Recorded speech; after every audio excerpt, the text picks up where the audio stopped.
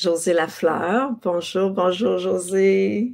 Josée, j'aimerais ça que tu te présentes un petit peu pour nous dire pourquoi tu as tellement à cœur Reva, ce beau parcours et les gens qui viennent à nous.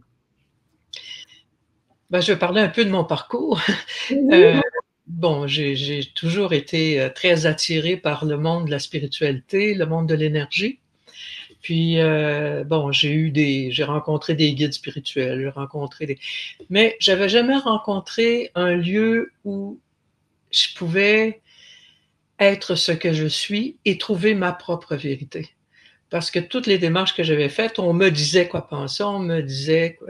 Et en 2017, je suis allée à une session où Jade, c'était l'introduction à la roue de médecine, et il y avait un hôtel qui était au centre de la pièce. Il y avait un aigle dessus, un aigle, un condor. Je sais pas pourquoi, j'étais comme dans un état second, qui m'arrive très rarement, et je me suis mis à voler avec l'aigle. Je sortais par la fenêtre, puis je volais. Mais le lendemain matin, je retombais sur mes pattes, puis il y avait tellement de lourdeur dans mon histoire de vie que j'avais à nettoyer. Je me suis dit, bon, ben là, ma fille, t'éprouver d'abord les personnes avec lesquelles tu vas cheminer, parce que j'aimais beaucoup de Jade et de Bénédicte, c'est qu'elle ne me disait pas quoi penser. Tu sais, il y avait comme une espèce de... Elles témoignaient elles-mêmes de leur vécu comme un miroir pour nous aider aussi à cheminer, parce qu'on utilise beaucoup la parole dans Reva. Et ça a été, en tout cas, ça a été pour moi un chemin magique, et j'ai commencé à accompagner Jade dans des sessions, et bref. Et en 2020, avec la pandémie, on a dit, bon, on ne peut pas faire de session en présence, mais si on créait la roue de médecine en ligne. Et c'est ce qu'on a fait. Et ça a été quelque chose de magique, et on a vu l'effet important que ça avait de faire ce parcours-là sur plus longtemps que 3 jours, comme on faisait nous autres quand on faisait une session 3 jours, on partait 2 mois, on revenait, bon. Ça avait comme, on a vu des changements, des changements magiques, des transformations magiques, des personnes arrivées au départ très tristes, très fatiguées, puis devenir à la fin lumineuses et tout. Même moi, mes photos de 2017, mes photos d'aujourd'hui, j'ai l'air 10 ans plus jeune, et pourtant, j'ai plusieurs années de plus. C'est comme si ça nettoie notre ADN. Ça nous empêche d'être lourd, puis de toujours porter nos affaires, puis notre vie sur nos épaules. Alors, c'est ça. Fait que c'est chaque fois.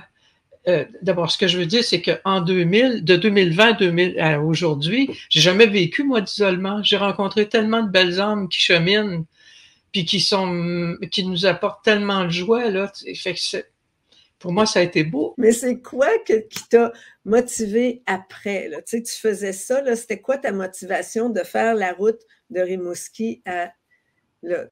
Un appel, tu te poses même pas de questions. Tu y vas. Les gens trouvaient ça fou un peu, mais je dis, moi, je trouve pas ça fou. C'est ça que j'ai le goût de faire. C'est ça que...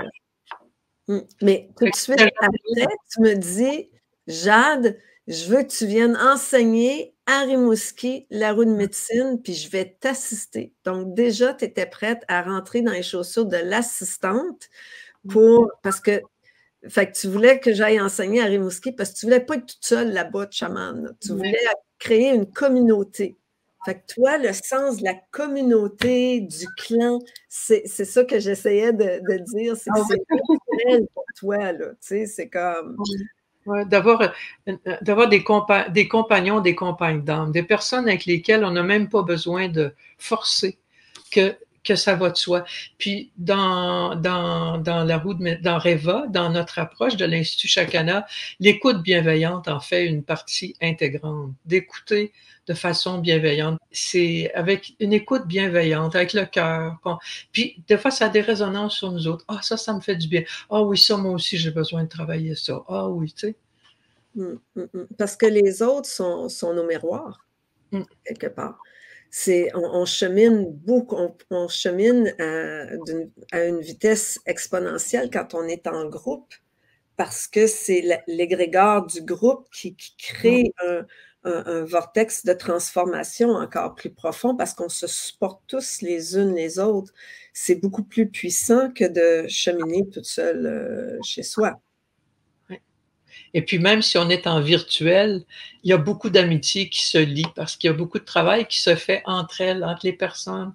À un moment donné, ils vont faire un exercice à 2, un exercice à 3. Puis il se lie des complicités tellement grandes d'entraide entre elles. C'est vraiment le fun. C'est vraiment chouette. Ouais. Et moi, ce que j'apprécie aussi de toi, puis c'est pour ça qu'on t'appelle la maman jaguar, c'est que tu peux percevoir avec tes yeux de jaguar, là, puis ton cœur de maman jaguar, c'est qui vit quelque chose de difficile, là, ou qui, tu sais, c'est comme tu as toujours le pouls de qui aurait besoin d'une attention particulière, qui aurait besoin, et puis là, tu sais, de faire un suivi, puis de dire qu'on est là, puis que, tu sais, fait quand on est dans les Zooms et tout ça, tu sais, et même, c'est pas rare que tu vas faire un appel, puis tu vas aller vers la personne et tout. Alors, puis de la même façon, on est toujours accessible, hein. Donc, on est toujours là, prête à vous supporter dans votre transformation. Parce que des fois, ça chamboule, hein? Ça brise un peu nos paradigmes, nos anciennes façons de faire, un peu comme le serpent quand il mue de sa peau. Ben là, la petite peau neuve, peau de bébé, c'est fragile. Donc, on a besoin de soutien parce que des fois, ça ébranle aussi un peu ceux autour de nous, hein?